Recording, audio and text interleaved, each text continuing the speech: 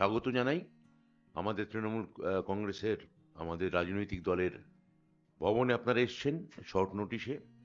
সমস্ত গণমাধ্যমকে স্বাগত। আপনারা দেখতে পাচ্ছেন আমার সঙ্গে উপস্থিত আছেন রাজ্যের মাননীয় মন্ত্রী, আমাদের দলের অত্যন্ত গুরুত্বপূর্ণ নেত্রী শ্রীমতী শশী পাঁজাজ, যিনি পেশায় একজন চিকিৎসক, এবং আমাদের এখানে উপস্থিত আছেন আরেকজন সাংবাদিক, লেখক এবং আমার এবং শশীদি দুজনেরই বিধানসভার দীর্ঘদিনের গত 5 বছরের আমাদের সহকর্মী, বিজেপির বরিষ্ঠ নেতা, দার্জিলিং কেন্দ্রের বিধায়ক, কার্শিয়াং কেন্দ্রের বিধায়ক, দার্জিলিং লোকসভা কেন্দ্রের, এবং পদত্যাগী বিধায়ক, কিন্তু সমস্ত অর্থেই বিজেপির সঙ্গে সম্পর্ক ছেদ করে, কেন ছেদ করেছেন না করেছেন, এটা বিষ্ণুপ্রসাদ শর্মা, লেখক, সাংবাদিক এবং ভদ্রলোক। পাহাড়ে কেউ কেউ আমরা দেখতে পাচ্ছি নিজে থেকেই বলছেন যে আমি পাহাড়ের গুন্ডা। তো আমরা কোনো গুন্ডাকে নয়, পাহাড়ের একজন সত্যিকারের ভদ্রলোক, ভদ্র মানুষকে, যিনি মমতা বন্দ্যোপাধ্যায়ের আদর্শে উদ্বুদ্ধ হয়েছেন, অভিষেক বন্দ্যোপাধ্যায়ের ডাকে আমাদের দলীয় সাংগঠনিক সংগঠনের সঙ্গে কথা বলে তিনি স্বইচ্ছায় আজকে তৃণমূল কংগ্রেসে যোগ দিতে যাচ্ছেন। এখন সেই যোগদান পর্ব হবে। আপনারা বিষ্ণুপ্রসাদ শর্মাকে, তাকে আমরা আমাদের দলে আনুষ্ঠানিকভাবে আমরা তাকে বরণ করব, স্বাগত জানাবো, অনেক উষ্ণ অভিনন্দন জানাবো, এবং তৃণমূল পরিবারের তিনি একজন সদস্য হচ্ছেন আজ থেকে। তাকে আমাদের অনেক শ্রদ্ধা, অনেক ভালোবাসা। আমি এই নিয়ে ডক্টর শশী পাঁজাকে দুটো কথা বলার আগে আমি বলবো, একটা কথা বলে নিই। আপনারা আজকে দেখেছেন আমাদের দলনেত্রী মাননীয় মুখ্যমন্ত্রী, তিনি আবার আমাদের প্রধানমন্ত্রী, তিনি বাংলা এবং বাঙালি সংস্কৃতির প্রতি জ্ঞানের আবার আজকে একটা স্বাক্ষর তিনি রেখেছেন, নমুনা তিনি রেখেছেন।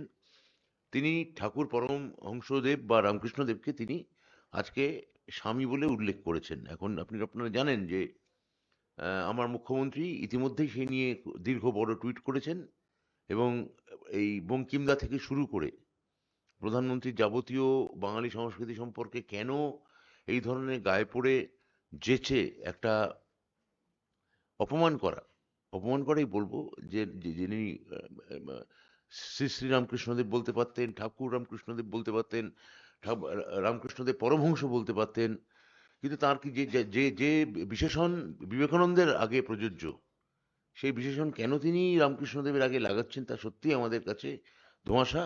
নেত্রী এইটা উল্লেখ করেছেন তার টুইটে। সেটাও আমার মনে হয় একবার রাজনৈতিকভাবে আমাদের দলীয় প্ল্যাটফর্ম থেকে সেই নেত্রীর বক্তব্যের সঙ্গে যে আমরা 200 ভাগ রাজনৈতিকভাবে সহমত পোষণ করি, সেটা আপনাদের কোথাও জানিয়ে দেওয়ার দরকার ছিল। সেটা আমরা দিলাম। এবার ডক্টর পাঁজাকে বলবো, ডক্টর পাঁজা যদি দুটো কথা বলেন। আজকে আমরা আমাদের একজন সহযোদ্ধা, যদি বা তিনি নির্বাচিত হয়েছিলেন ভারতীয় জনতা পার্টির দল থেকে 2021-এ, বর্তমানে তিনি কার্শিয়ংয়ের বিধায়ক শ্রী বিষ্ণু প্রসাদ শর্মা, তিনি আজকে সর্বভারতীয় তৃণমূল কংগ্রেসে যোগদান করছেন। আমরা খুবই আনন্দিত, এবং তার অস্বস্তিটা আমরা বুঝতে পারতাম বিধানসভায় যখন আমরা দেখেছি তাকে অস্বস্তি বোধ করত। ভারতীয় জনতা পার্টি কোনো গঠনমূলক বক্তব্য কিংবা তারা কোনো বিতর্কে সঠিকভাবে যুক্তি দিয়ে যোগদান করতেন না। তারা গঠনমূলক রাজনীতিতে যে বিশ্বাস করে না, সেটা বিধানসভাতে প্রত্যেকবারই যখন সেশন হতো আমরা দেখতাম। কিন্তু সেই অবস্থায়, সেই পরিস্থিতিতে বিষ্ণুপ্রসাদ শর্মাকে যখন আমরা দেখতাম, যেখানে তিনি বসতেন বিজেপি গ্যালারিতে, তার কিন্তু অস্বস্তি হতো। তারা ওয়াকআউট করলেও তিনি বসে থাকতেন। কখনো কখনো হুইপটা এত জোর দিত যে তিনি বাধ্য হতেন উঠতে। কিন্তু সবসময় তিনি মমতা বন্দ্যোপাধ্যায়ের বক্তব্য, বাজেট, সবগুলোকে তিনি সমর্থন করেছেন। অত্যন্ত মাটি মানুষের মতো একটি অত্যন্ত সাধারণ, বলবো কিন্তু অত্যন্ত গুরুত্বপূর্ণ গোর্খা লিডার। উত্তরবঙ্গের তার পরিশ্রম, তার সমস্ত রাজনীতির উৎস সেই জায়গা থেকে। তিনি কৃষক, সুতরাং খুব সাধারণ মাটির মানুষ আজকে মাটি মানুষের দলে যোগদান করছেন। আমরা সত্যি খুব খুশি, আনন্দিত। শ্রী বিষ্ণুপ্রসাদ শর্মা নিশ্চয়ই আরো বিস্তারিত বলবেন। মমতা বন্দ্যোপাধ্যায়ের সঙ্গে তিনি কাজ করতে চান, তৃণমূল কংগ্রেসে যোগদান করে অভিষেক বন্দ্যোপাধ্যায়ের সঙ্গে তিনি কাজ করতে চান, তাদের থেকে দিক নির্দেশ নেবেন। অনেক কিছু তিনি এখন স্বপ্ন প্রত্যাশা যেগুলো দেখতেন, যেগুলো পূরণ হয়নি। ভারতীয় জনতা পার্টি বলে এক, করে একদম বিপরীত, সেটা তিনি বুঝেছেন এবং এতটাই সৎ তিনি বলবেন, এতটাই সৎ। তিনি মানুষ দ্বারা নির্বাচিত হয়েছিলেন ওই সিম্বলতে। তিনি তাই জন্যে মানুষকে ধোকা না দিয়ে এই টার্মে থাকতে থাকতে অবশ্যই প্রতিবাদ জানিয়েছেন ধ্বংসাত্মক রাজনীতির বিরুদ্ধে ভারতীয় জনতা পার্টির। বিধানসভায় তিনি তার ব্যবহার আচরণ থেকে আমরা বডি ল্যাঙ্গুয়েজ থেকে বুঝেছি। কিন্তু এই শেষের দিকে তিনি কোনো প্রত্যাশা না রেখে আজকে যে যোগদান দিচ্ছেন, তিনি কিন্তু একটা বড় নিদর্শন রেখেছেন। Welcome to all India Trinamool Congress Shri Bishnu Prasad Sharma. তাকে আনুষ্ঠানিকভাবে আমরা তার হাতে দলীয় পতাকা তুলে ধরছি। আপনি একটা উত্তরে নিন আর আমার একটা দিন, একটা আপনি পড়ান, আপনি ওকে পড়ান। Thank you.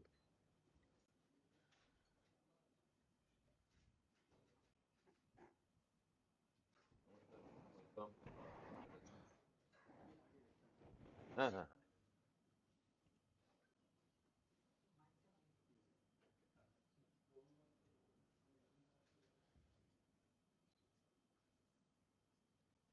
নমস্কার। वंदे मातरम। वंदे তৃণমূল जी जिंदाबाद। জিন্দাবাদ, জিন্দাবাদ, अभिषेक बनर्जी जिंदाबाद। জিন্দাবাদ, জিন্দাবাদ, माटी मानुष जिंदाबाद। জিন্দাবাদ, জিন্দাবাদ, তৃণমূল কংগ্রেস জিন্দাবাদ, তৃণমূল কংগ্রেস জিন্দাবাদ।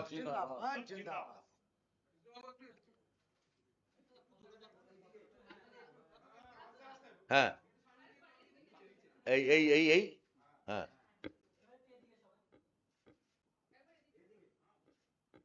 সাবাস,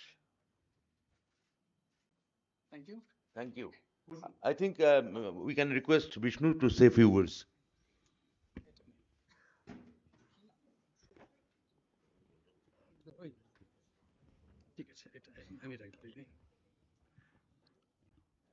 নমস্কার। আমার মিডিয়ার বন্ধুদের সামনে কিছু বলার আগে আপনাদের মাধ্যমে আমি যে জনগণ কারসিং থেকে আমাকে জিত করে এখানে পাঠিয়েছিলেন, ভিক্টোরি দিয়ে পাঠিয়েছিলেন, আজকে আমি আমার জনগণকে আপনার মাধ্যমে আগে কিছু বলতে চাই। আপনারা যে রাজনৈতিক চিহ্নে আমাকে ভোট দিয়েছিলেন, আমি আপনাদের সম্মান আজকে অবধি রাখলাম। এই কিছুদিন আগে বিধানসভা সেশনটা শেষ হয়ে গেছে, তখনই সেদিনই আমি বলেছিলাম আমি আর মুক্ত পাখি। আমি জনগণের ভোটকে অনাদর করলাম না, জনগণ খারাপ পাবেন না। হ্যাঁ, রাজনীতিতে কিছু লোক থাকে, ভালো করলেও খারাপ কমেন্ট করে, খারাপ করলেও খারাপ কমেন্ট করবেই, ওনাদের জন্য আমি চিন্তা করব না। কিন্তু আমার জনগণ যে আমার উপরে বিশ্বাস করেছিলেন, আজকে আমি তৃণমূল কংগ্রেস পার্টিতে ঢুকেছি। আপনাদের যে স্বপ্ন আছে একটা উন্নত সমাজ, সেই উন্নত সমাজ, উন্নত ভবিষ্যৎ, উন্নত প্রজন্ম, এইসব পরিকল্পনা নিয়েই আমি আজকে টিএমসি পার্টিতে ঢুকেছি। কেন কি গত 5 বছরে আমি অনেক কিছু দেখেছি, অনেক কিছু জানতে পেরেছি, শিখতে পেরেছি এখানে। তো আমি এই গত 5 বছরে দেখেছি যদি উন্নয়নের জন্য আমাকে যেতে হবে, আমাকে রাজ্য সরকার যে করতেছে, যে ধরনের একটা পলিসি নিয়ে কাজ করতেছে, আমি জানি আমি যে দলে ছিলাম সে দল থেকে কেন্দ্র থেকে টাকা পাঠাইতো না, তার সত্ত্বেও এখানে উন্নয়নের কাজ থামেনি। আমি একটা জিনিস জানতে পারি, গোটা ভারতে যে একটা বিশৃঙ্খল রাজনীতি আছে,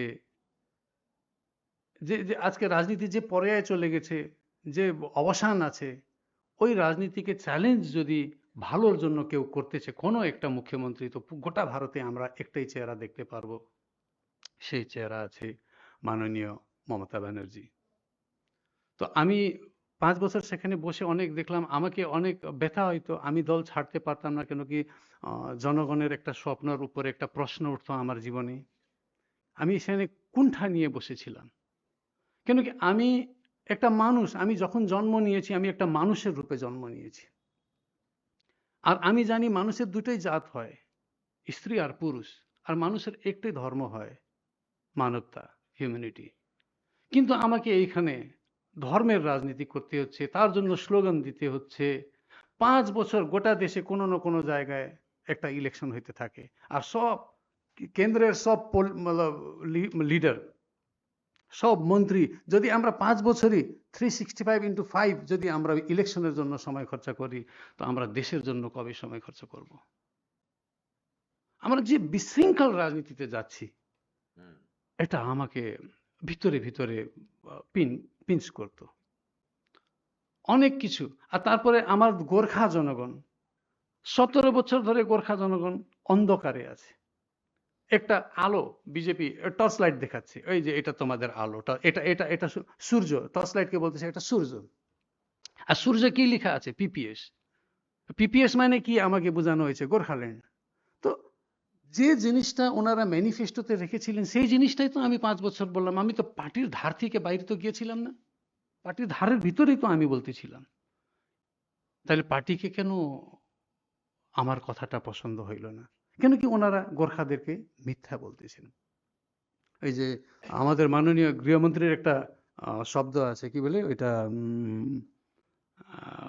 উনি বলেছিলেন, ইয়ে তো ইলেকশন কা क्या है, জুমলা। হ্যাঁ, তো আমরা জুমলা, আমার জনগণকে যে আমাকে বিশ্বাস করে ভোট দিয়েছে, আমি ওই জুমলা রাজনীতি করব আমার জনগণের সঙ্গে?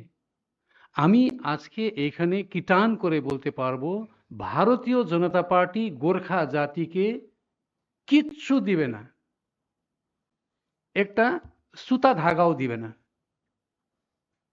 শুধু শোষণ। এবারও তো আনছে, এবারও কি বলছে, এখন তো ম্যানিফেস্টোতে লিখতে পারবে না, আবার আবার আমি এত যে চিচামিচি করলাম ভয় পেয়ে গেছে। এবার ভিতরে ভিতরে গোর্খাল্যান্ড বলতে হবে ওদেরকে, ভিতরে ভিতরে, প্রকাশ্যে লিখে নয়। তো কি করছে, ইন্টারলোকিটর বলে একটা লোককে পাঠাইছে, পঙ্কজ কুমার আইপিএস। আর পঙ্কজ কুমার কিভাবে আসছেন জানেন? যদি উনি ইন্টারলোকেটর, তাইলে হোম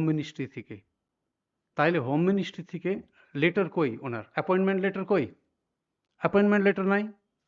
তারপরে এখানে আসছেন, প্রাইভেট হোটেলে থাকতেছেন, পেমেন্ট কে করতেছে? হোটেলের দার্জিলিং এর সাংসদ রাজু বিষ্ট, গভর্নমেন্ট ইন্টারলোকেটর। আর ইন্টারলোকেটর কোনো ফোন নম্বর নাই, ওনার কোনো পার্সোনাল সেক্রেটারি নাই, কোনো কন্ট্যাক্ট অ্যাড্রেস নাই। ইন্টারলোকেটর আসলে একটা পাবলিক হিয়ারিং এর রাখা উচিত ছিল, পাবলিক হিয়ারিং নাই। আস্তে আস্তে আস্তে হুম, বলতে দিন ওকে। তো দেখেন,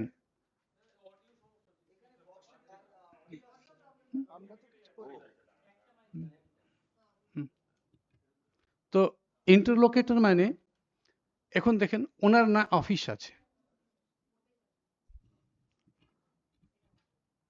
ওনার ওনার না অফিস আছে, দুইটাই প্রবলেম আছে। আমি খালি বলবো এটা ছাড়া। যাবে না। হুম, হ্যালো, হ্যাঁ, ইন্টার তো ইন্টারলোকেটর মানে ওনার অফিস লাগবে, অফিস কোথায় আছে? আর উনি দার্জিলিং এর যে সাংসদের সঙ্গে ভালো সম্পর্ক আছে, ওই সংগঠনদেরকে ফোন করে করে হোয়াটসঅ্যাপে ডাকতেছেন। এই নম্বর ইন্টারলোকেটরকে কে দিচ্ছে? তার মানে টোটালি পলিটিক্যাল মোটিভেটেড, ইলেকশনের জন্য আসছে। গোর্খাদেরকে আবার ভ্রান্তি, আবার ভুল বোঝানো হচ্ছে। আমি এটা দেখে সহ্য করতে পারলাম না। আমার লোক, আমার জনগণ যে আমাকে বিশ্বাস করেছে, ওনাদের উপরে একটা অন্যায় হচ্ছে, আমি বিশ্বাস করি। তো বিজেপিকে বিশ্বাস করে দার্জিলিং ডেভেলপও করতে পারতেছি না আমরা, আর ওরা যে প্রতিশ্রুতি দিচ্ছে ওটা পুরোও করতে পারতেছিলাম। তাই এই পর্যায়ে আমি রাজনীতিতে থেকে কি বলবো, কি করব? তখন আমি যে চিন্তা করলাম, আমার চিন্তায় একটাই সলিউশন বেরোয় আসছে, এটা হচ্ছে দিদি মাননীয় মুখ্যমন্ত্রী মমতা ব্যানার্জি যে লড়াই লড়ে যাচ্ছেন জনগণের পক্ষে, আমি সেই লড়াইয়ের একটা পার্ট এন্ড পার্সেল হব, এই আমি একটা ডিসিশনটা নিলাম। সেই নেওয়ার পরে আমি আসলাম। এবার দেখেন, আমি একটা ছোট্ট জিনিসও বলে দিই আপনাদেরকে।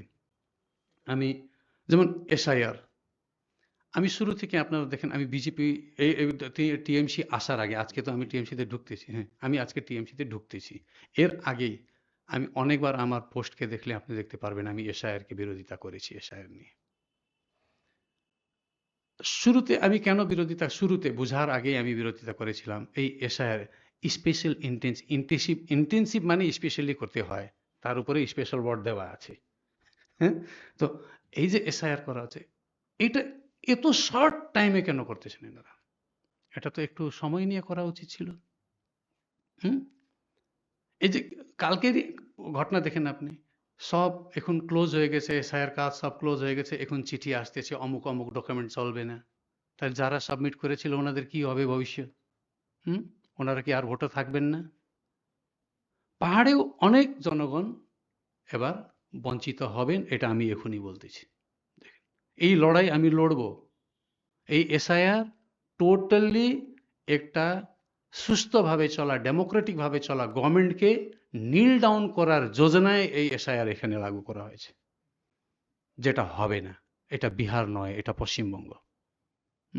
এটা এসআইআর পরে বিষয়ে আমি পরবর্তীকালে ভবিষ্যতে অনেক কিছু বলবো। আর একটা জিনিস, আমি 14 তারিখ একটা চিঠি লিখেছিলাম, ওই চিঠি আজকে প্রকাশ্যভাবে বাইরে আনতেছি।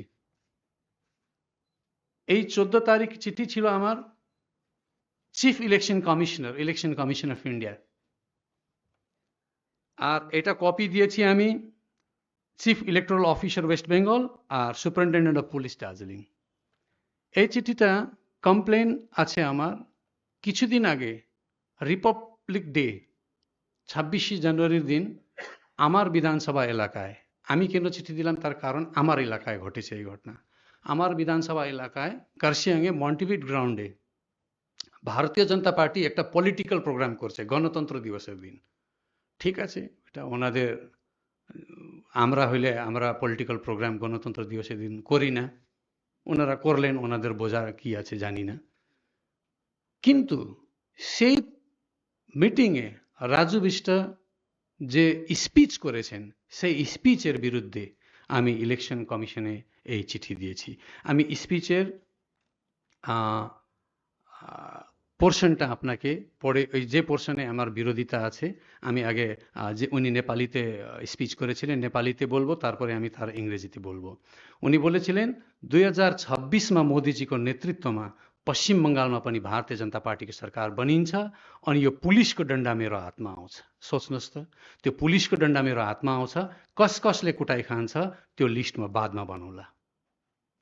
लामो लिस्ट छ, त्यो लिस्टमा बादमा तपाईलाई पढेर सुनाउँछु, किनभने अहिले अतिथिहरू आएका छन्, नराम्रो नबज्जा लाग्ला। न এবার আমি আপনাকে ইংরেজিতে বলতেছি। এটা সাংসদের ভাষণ, সাংসদ Raju বিষ্টার। In 2026, under Modi's leadership, the Bharatiya Janata Party will also form the government in West Bengal, and then this police baton will come into my hands. Just think about it. That police baton coming into my hands, who all will get beaten up, I will tell you that list later. It's a long list. I will tell you that list later, because right now guests have arrived. It might not sound good. It might feel unpleasant. উনি বলেছিলেন, আমি এইরকম দলে কিভাবে থাকবো? এটা তো থাকাই যায়। আর তারপরে সেখানে কেউ কমপ্লেন করলো না, কোনো চেঁচামেচি নাই, কোনো দলের কোনো বিরোধিতা নাই। বাপরে, এত উপরে উঠে গেছেন। এই জাস্ট একটা আবার স্পিচ আছে, আমি সবচেয়ে বড় গুন্ডা। উনি বলেছেন, হ্যাঁ হ্যাঁ, নিজের পরিচয় দিচ্ছেন উনি, আমি একটা গুন্ডা। তো এবার দেখেন, এই গুন্ডা রাজনীতি থেকে তো আমাকে আমার গোর্খা জনগণকে বাঁচাইতে হবে। আমরা তো একটা সুস্থ সমাজ পরিকল্পনা করে রাজনীতিতে ঢুকি, গুন্ডামি করার জন্য ঢুকি না আমরা। তো এখন আমি একটাই জিনিস দেখতে পারলাম, পশ্চিমবঙ্গে যদি সবাইকে সুস্থ করতে হয়, ঠিক করতে হয়, একটা ভালো সমাজকে গড়ে তুলতে হয়, তখন আমাদেরকে এই বিজেপিকে এখান থেকে তাড়াইতে হবে। এই একটা ডিসিশন নিয়ে আমি তৃণমূল পার্টি জয়েন করেছি। অনেক কিছু আছে বলার, আজকে সময় একটু অভাব আছে, আমাকেও কোথায় যেতে হবে, দিদিকেও কোনো জায়গায় যেতে হবে, দাদাকেও যেতে হবে। তো আপনারা শর্টে কিছু জিজ্ঞাসা করতে চাইলে। এক সেকেন্ড ছোড়ো। হুম। সেটা হচ্ছে তার মানে খুব নাটশেলে যেটা বিষ্ণুপ্রসাদ শর্মা বললেন, এক, বিজেপি ধর্মীয় সংকীর্ণ রাজনীতি করে, ধর্ম বিদ্বেষের দিকে গোর্খা জনগণকে ঠেলে দিয়েছে। দুই, বিষ্ণুপ্রসাদ শর্মা বললেন যে বিজেপি মিথ্যা প্রতিশ্রুতি দিয়েছে পশ্চিমবঙ্গবাসী এবং পাহাড়বাসীকে, গোর্খাদের।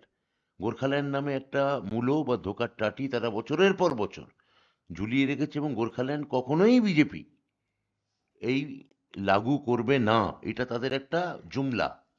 এইটা বিষ্ণুপ্রসাদ শর্মা বললেন। এবং তিন, বললেন যে বিজেপি ওখানে একটা গুন্ডার সংস্কৃতি পাহাড়ে আমদানি করতে চান। এই গুন্ডার সংস্কৃতি থেকে পাহাড়ের জনগণকে যদি কেউ বাঁচাতে পারেন, তার নাম মমতা বন্দ্যোপাধ্যায়, যিনি উন্নয়নের দিয়ে সত্যিকারের যে পাহাড় হাসছে যে স্লোগানটা মমতাদি দিয়েছিলেন, সেই হাসিতে সামিল হতে চান বিষ্ণুপ্রসাদ শর্মা। এইটা হচ্ছে তিনটে। এবার আপনার প্রশ্ন করুন। বিষ্ণুদা, হ্যাঁ, একজন একজন করে আপনি বিষ্ণুদা বলুন। এক মিনিট। বিষ্ণুদা, বিজেপিতে যোগদান করবার আগে হুম। আপনি বিমল গুরুংয়ের অন্যতম সহযোগী ছিলেন ছিলাম। এবং সেই সময় থেকে আপনি গোর্খাল্যান্ডের দাবিতে সরব থেকেছেন। বিজেপির বিধায়ক হওয়ার পরেও আপনি রাজ্য বিজেপির সঙ্গে বারংবার এই বিতর্কে এসেছেন যে কেন গোর্খাল্যান্ডের দাবিতে বিজেপি সরব হচ্ছেন না। ঘোষিতভাবে তৃণমূল নেত্রী মমতা বন্দ্যোপাধ্যায় দার্জিলিং এর মাটিতে দাঁড়িয়ে বলেছিলেন যে তিনি সমস্ত উন্নয়ন করবেন, কিন্তু এই বিচ্ছিন্নতা বা গোর্খাল্যান্ডের দাবিকে তিনি কোনোদিনই মানবেন না। তারপর বারংবার আমরা দেখেছি দার্জিলিং এ মমতা বন্দ্যোপাধ্যায় গেছেন। বিষ্ণুপ্রসাদ শর্মা, আপনি কি এখনো গোর্খাল্যান্ডের দাবিতে অনড় আছেন? আর যদি না থাকেন তাহলে সেই সময় গোর্খাল্যান্ডের দাবিতে অনড় থেকে এই আন্দোলনে আপনি ছিলেন, আজকে আপনি কি সরে আসছেন? এটা একটু বিশদে বলবেন। আমি আপনাকে স্পষ্টভাবে বলতে চাই, আমি 1 বছর গোর্খা জনমুক্তি মোর্চাতে ছিলাম, তখনও আমার এই দাবি ছিল। কেন? গোর্খা জনমুক্তি মোর্চা তখন বিজেপির সঙ্গে ছিল, বিজেপির দাবি ছিল এটা। আমাদেরকে স্বপ্ন দেখাইছে, ওই স্বপ্নের উপরে বিজেপির যে ম্যানিফেস্টো, আমি ম্যানিফেস্টোর উপরে বলেছি কালকে আমি রাজনীতি করব, তৃণমূল কংগ্রেস যে ম্যানিফেস্টো বের করবে সেই ম্যানিফেস্টোর উপরে আমি রাজনীতি করব। আমি যে লেখা আছে, যে প্রিন্টে আছে, তার উপরে যাব আমি। ওটা তো বিজেপির সাবজেক্ট ছিল। তো আপনি সুষমা স্বরাজ ভাষণ শোনেন, আপনি ইসের ভাষণ শোনেন, কি বলে, লয়ার ছিলেন উনি, অরুণ জেটলির ভাষণ শোনেন, হ্যাঁ আপনি শুনেন, ওনারা বলেছেন, প্রতিশ্রুতি দিয়েছেন, প্রতিশ্রুতি দেওয়ার পরে আমরা কি চাইবো না সেখানে বসে? আমি তো কোথায়, আপনি তার আগে আপনি আমাকে কোন ইয়ারে দেখেছেন? আমি শুধু 1 বছর গোজামুমেত ছিলাম, তারপরে আমি বিজেপিতে। তার আগে আপনি আমাকে কবে কোথায় দেখেছেন এই বিষয়ে? আপনি বলুন। मुख्यमंत्री ममता बनर्जी जब से एसआईआर शुरू हुआ है तब से उन्होंने विरोध प्रदर्शन कर रही है, जी। यहाँ से लेकर सुप्रीम कोर्ट तक गई। और आपने कहा कि ममता बनर्जी विकास कर रही है, डेवलपमेंट कर रही है, और आप एसआईआर का विरोध कर रहे हैं। तो अभी 2026 का चुनाव कुछ महीने पहले चुनाव हो रहा है, यदि ऐसी विरोधता थी तो जब दीदी ने सड़क पर उतरी तो तभी आपको बीजेपी छोड़ के दीदी के साथ में आना चाहिए था, विरोध करना चाहिए था।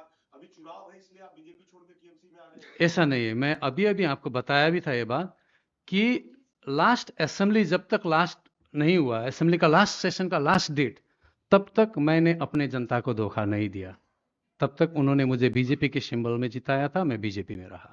भले मैं अंदर विरोध करता रहा, आपने देखा मैंने अपने ही पार्टी के खिलाफ विधानसभा के अंदर मैंने धरना भी दिया था, फिर भी मैंने अपने पार्टी को नहीं छोड़ा। तब ये उसूल की राजनीति है, मैं उसूल पर बोल रहा हूँ। विष्णु जी, व्हाट इज आप बोलिए अब एक एक करके आप बोलिए।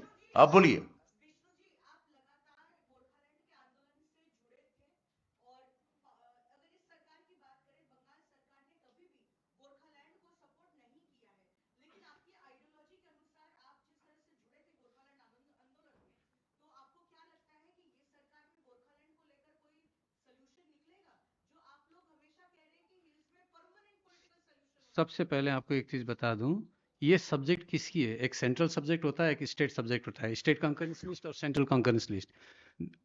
ममता बनर्जी मुख्यमंत्री ने पहले ही बता दिया था कि ये सेंट्रल सब्जेक्ट है, तुम लोग करो ना। हाँ? लेकिन आप तो ट्राइपार्टाइट बैठक की कौन सा? कब? ठीक है, ट्राईपार्टाइट नहीं हुआ, बाईपार्टाइट आप क्या कर सकते हो करके दिखाओ ना फिर। आप जनता को गुमराह क्यों कर रहे हो? want to know what is your present stand on Gorkhaland? Because right now you have joined a new party, definitely, but your stand was. I मैंने think he has cleared all. मैंने 5 साल घोषणा पत्र में जो था वो मैंने बोला, अपने पार्टी के खिलाफ मैंने धरना भी दिया, मैंने अपने मैनिफेस्टो के ऊपर रहा। मैनिफेस्टो का टाइमलाइन खत्म हो गया लास्ट असेंबली के साथ, अब मैं नई टाइमलाइन पर काम करूंगा। और कोई? आपका जो गोरखालैंड का नारा है, उस नारा में आप ये मैंने आपको बता दिया, मैं नई टाइमलाइन के साथ काम करूंगा। अब ये तो दीदी तय करेगी। हमारी लीडर आज से वो है, आज से मेरी लीडर दीदी हैं। अब दीदी जो तय करेगी मैं वो करूंगा। पहले नरेंद्र मोदी जी ने जो तय किया था, नड्डा साहब ने जो तय किया था, अमित शाह जी ने जो तय किया था, उस पर काम किया मैंने। अब दीदी जो तय करेंगी उस पर काम करूंगा। अपनी सीट बचा नहीं पाते? टिकट के लिए कौन राजनीति करता है? मैं उसूल की राजनीति कर रहा हूं। कल टीएमसी मुझे टिकट नहीं भी देगा तो मैं फिर पार्टी छोड़ के जाने वाला नहीं हूं। आप देखेंगे ये 26 बस 2 महीने के अंदर सब कुछ आपको क्लियर हो जाएगा। Thank you. और कोई? हाँ, बोलो बोलो बोलो। अभिप्राय हाँ। प्रधानमंत्री ने जिस रामकृष्ण परमहंस आपको শশীদি এটা আপনি হিন্দিতে বলে দিন উত্তর।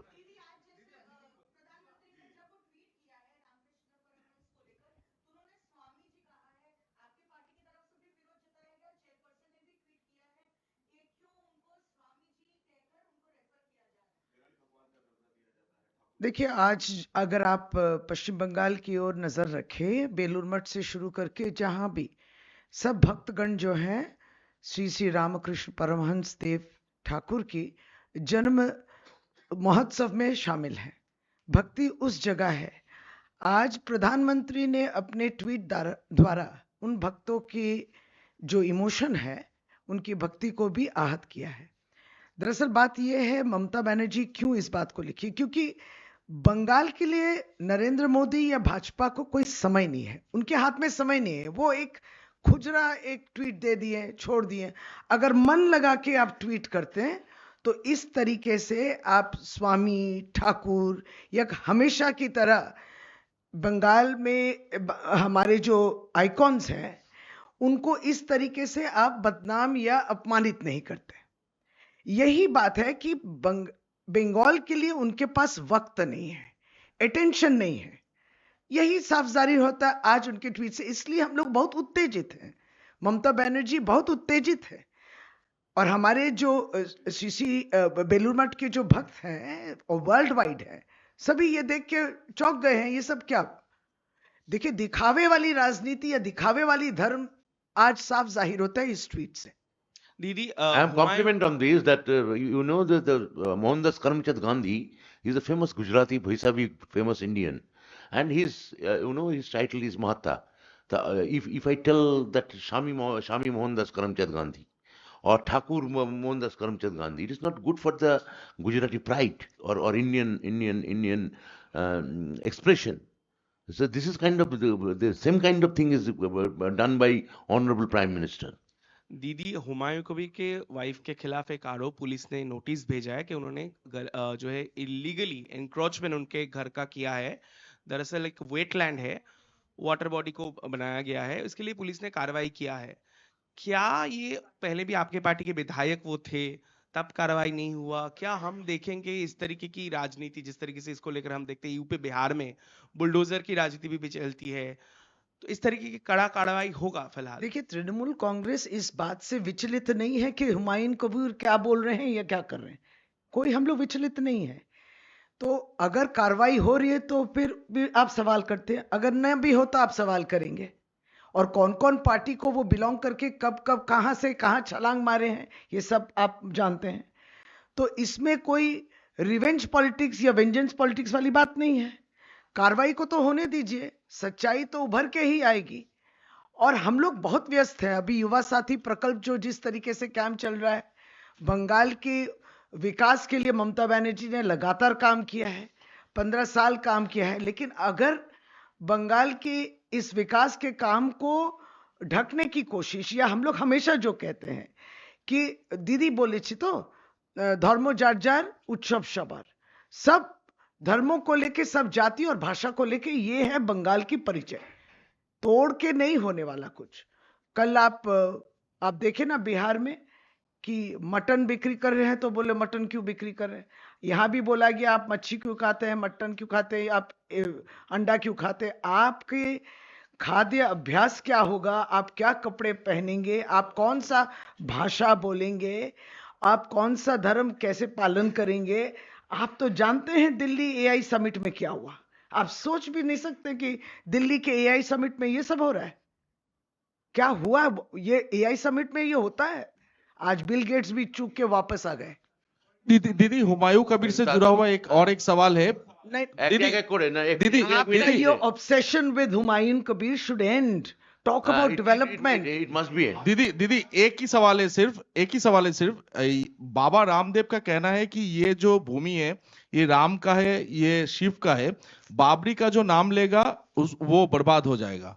क्या कहना चाहेंगे दीदी? कौन बाबा रामदेव? बाबा रामदेव नहीं ব্যবসার ওটা তো উনি তো একটা প্রচুরের মধ্যে তদন্ত হচ্ছে ওনার, উনি ওইগুলো একটু মন দিন না। देखिए, भाजपा बंगाल को टारगेट की है और उनका टारगेट यही है कि बंगाल को जब्त करना है और इसको दखल करना है। ये नहीं होगा, नाकामयाब। প্রচুর গন্ডগোল দেখা দিয়েছে। अब जिसको मन कहे इस तरीके के हाँ। स्टेटमेंट नहीं कर सकते। हम लोग सब धर्मों का आदर करते हैं।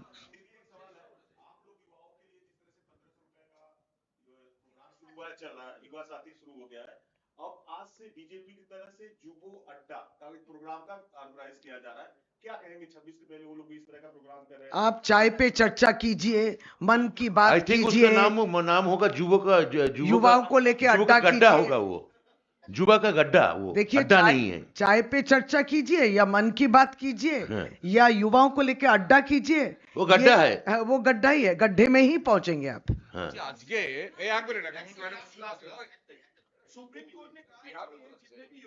এটা বাংলায় প্রশ্ন হোক, বাংলায় ফিরে এসো বাবা।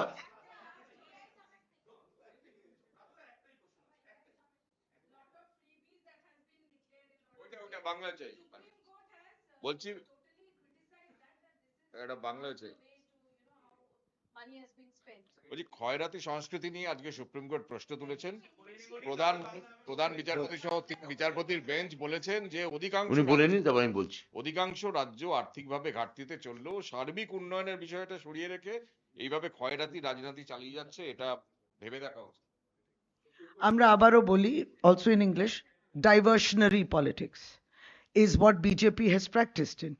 দেখুন, মাননীয় বিচারপতিরা বলেছেন, নিশ্চয়ই এই ব্যাখ্যাটা খুবই গুরুত্বপূর্ণ এবং প্রত্যেকটি রাজ্যের কোনো নির্দিষ্ট কোনো রাজ্যকে তারা ইঙ্গিত করেনি। অবশ্য মামলাটা তামিলনাড়ুর একটা স্টেট ইলেকট্রিসিটি ডিস্ট্রিবিউশন নিয়ে, এবং সেটা বিনা পয়সা করতে চায় তামিলনাড়ু সরকার, ভাবতেই পারে নির্বাচিত সরকার, এবং যারা মামলা করেছেন সেই বিষয় নিয়ে তারা একটা অবজারভেশন দিয়েছেন। আমাদের বক্তব্য এইটাই যে যখন আপনি ফ্রিবিজ বলেন, এটা বলবেন না। ফ্রিবি, মানুষের পাশে দাঁড়ানো যে কোনো নির্বাচিত সরকার সেটা মনে করে তার দায়িত্ব, কিংবা একটা পরিকল্পনা করতেই পারে। কিন্তু পরিকল্পনা বিজেপির অপছন্দ আছে, আমি সুপ্রিম কোর্টের বক্তব্যে যাচ্ছি না, কারণ দেখুন ওনারা অবজারভেশন একটা দিয়েছেন। নিশ্চয়ই সার্বিকভাবে ভারতবর্ষের রাজনীতি নিয়ে তারাও ভাবনা চিন্তা করছেন, কারণ ইউনিয়ন বাজেট যেভাবে বেরোলো তাতে কিন্তু বেকারত্ব দূর করার কোনো ওখানে সমাধান পাওয়া যায়নি, এবং উপরন্তু এফডিআই কমে গেছে আর এখানকার লোক বাইরে গিয়ে নিবেশ করছে। এই সমস্ত চিন্তা সকলেই জানেন। ইউনিয়ন বাজেটে এর কোনো দিশা দেখায়নি, কারণ কবে 2047-এ বিকাশ হবে। নিশ্চয়ই এটা বিব্রত হন সুপ্রিম কোর্টের বিচারপতি যে 2047-এর কথা বলে তো লাভ নেই, বর্তমানের কথাটা কি হবে। তাই সার্বিকভাবে তারা একটা অবজারভেশন রেখেছেন।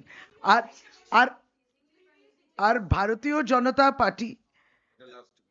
জনতা পার্টি বাংলাকে দেখেও বিভিন্ন পরিকল্পনাগুলোকে তারা কপি করেছেন এপ করেছেন, যেটাকে বলা হয়, মানে কপি করেছেন, সেটাও ঠিক মতো করেননি। কিন্তু আমরা বারংবার এই কথাটা বলেছি বারবার, যে তারা প্রতারণা করেছেন। বিহারে তো তাই করলো। বিহারে 10,000 টাকা মহিলাদের দেবে কোন সময় ঘোষণা হলো?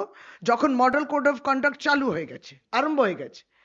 এবং সেই সময়ে একটি রাজনৈতিক দল, ভারতীয় জনতা পার্টি, তার অ্যালায়েন্স পার্টনার্সদের নিয়ে ঘোষণা করেন। এগুলো কি কনস্টিটিউশন? এগুলো হয়? এগুলো হয়েছে। তারপরে আবার যে নির্বাচনে জিতে গেছে বিজেপি, তারপরে সেই 10,000 টাকাও বন্ধ হয়ে গেছে।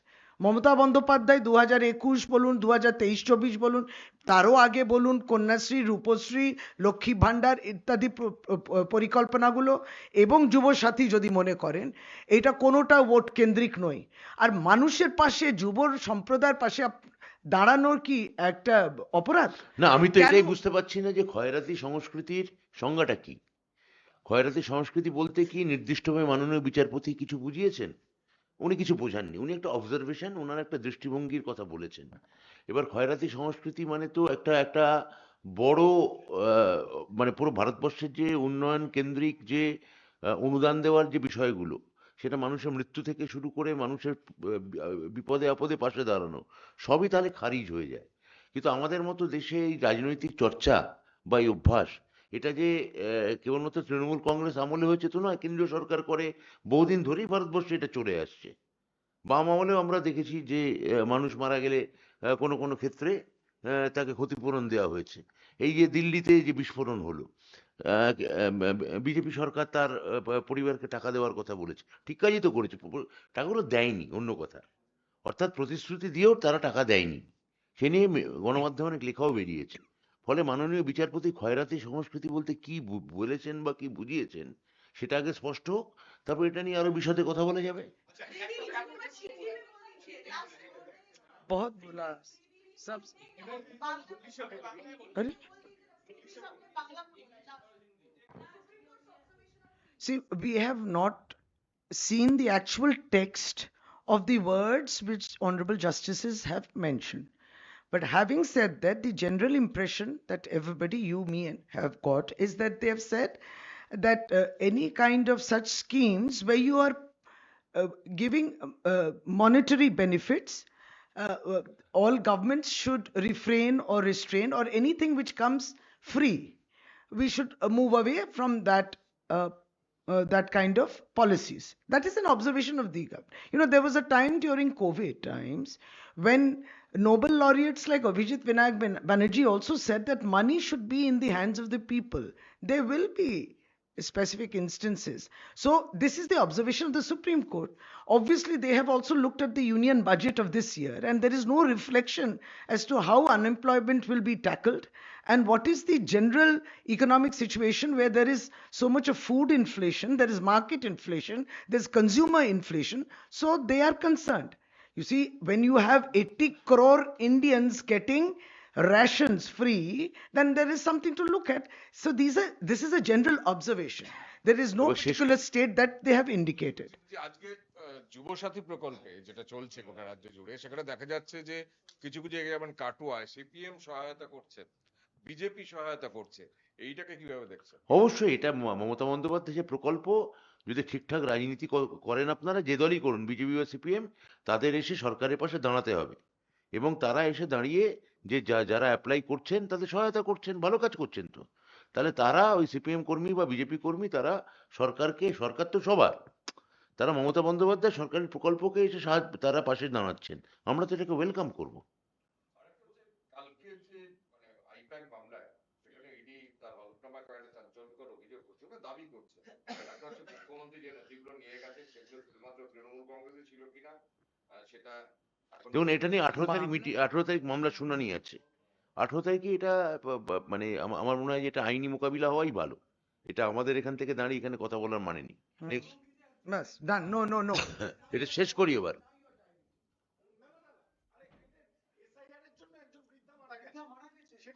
সেটা তো মানে মৃত্যুর সংখ্যা, তার মানে ধারাবাহিক তালিকা মৃত্যুর সংখ্যা। না এক সেকেন্ড, এটা উত্তর দিইনি। ও না, মৃত্যুর সংখ্যা আরো বাড়ছে। মমতা বন্দ্যোপাধ্যায় যে মৃতদের পরিবার নিয়ে যে জ্ঞানেশ কুমার মানে আমাদের নির্বাচন আধিকারিক মানে কমিশনের সঙ্গে দেখা করতে গিয়েছিলেন দিল্লিতে, উনি তো তাদের কথা শুনতেই রাজি হননি। মৃত্যুর তালিকা এখানে বেড়ে যাচ্ছে, কিন্তু এসআইআর এর আতঙ্কে জলঙ্গিতে মৃত্যু। তার মানে আমরা আরেকজন সহনাগরিককে হারালাম। আমাদের নেতা অভিষেক বন্দ্যোপাধ্যায় টুইট করে বলেছেন যে আর কত মৃত্যু দেখতে চায় নির্বাচন কমিশন। তাহলে এসআইআর করা মানে কোনো রাজ্যে একটা মৃত্যু মিছিল তৈরি করা, জলঙ্গি তার একটা সাম্প্রতিক আরেকটা সংযোজন। আর প্রশ্ন নয়। রামকৃষ্ণদেবকে স্বামী বলা এবং তা নিয়ে প্রতিবাদ করেছেন মমতা বন্দ্যোপাধ্যায়। সুকান্ত মজুমদার বলছেন 25 সালেও এটা বলেছেন অবাঙালিরা সাধারণত সাধু সন্তদের স্বামী বলে উল্লেখ করেন, কিন্তু তখন ভোট ছিল না। আপনারা রাজনীতির কারণে এটাকে সমালোচনা করছেন যাতে ভোটে আপনারা দেখুন, এটা তার মানে বোঝা যায় উনি রামকৃষ্ণদেবও জানেন না। রামকৃষ্ণদেব সন্ন্যাসী ছিলেন না। রামকৃষ্ণদেব একজন গৃহী এবং তিনি কালী ভক্ত ছিলেন, এবং যিনি একজন আমি বলতে পারি যে তিনি একজন উপাসক। তাহলে মানে তিনি মানে 2025 সালে যদি তিনি উল্লেখ করে থাকেন, তিনি কি টুইট করেছিলেন? সেটা টুইটটা তুলে দেখাও তাহলে। চলে শেষ করি।